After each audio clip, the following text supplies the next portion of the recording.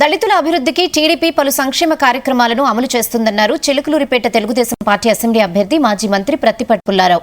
టీడీపీకి అధికారం ఇస్తే 50 ఏళ్లకే పింఛన్లు అందిస్తామన్నారు. సీఎం జగన్ రెడ్డి పాలనలో పేదలు, దళితులు, ఎస్టీలు, ముస్లిం మైనార్టీలు, బీసీలు ఎక్కువగా నష్టపోయారన్నారు పుల్లారావు. స్థానికంగా జరిగిన దళితుల ఆత్మీయ సమావేశంలో పాల్గొన్న ఆయన దళితుల అభివృద్ధికి టీడీపీ కట్టుబడి ఉందన్నారు పుల్లారావు.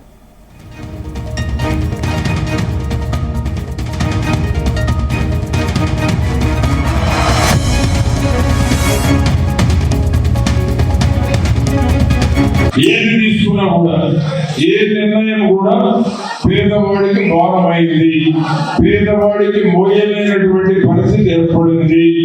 పేదవాడే జగన్మోహన్ రెడ్డి ప్రభుత్వంలో నష్టపోయాడు. ప్రపంచ మేధావి డాక్టర్ బిఆర్ అంబేద్కర్ గారి పేరు మీద ఉన్నటువంటి విద్యాన్ని ఏదైతే ఉందో విదేశీ విద్య తొలగించి జగన్మోహన్ రెడ్డి పేరు పెట్టుకున్నాడు. ఆయన పేరు తొలగించే దమ్ము, ధైర్యం ఈ దేశంలోనే ఎవరికీ లేదు.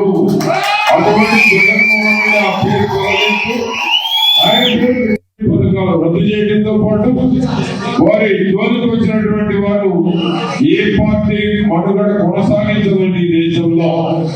ఆ విధంగా జగన్మోహన్ రెడ్డి ఈ రోజు దళితులు కానీ దళిత బహుజనులకు కానీ తీరని ద్రోహం చేశారు. అదేవిధంగా ఈరోజు చూడండి, దళితులు ఏ విధంగా దగా పడ్డారు, మతం పేరు చెప్పి ఏ విధంగా మోసం చేస్తా ఉన్నాడు.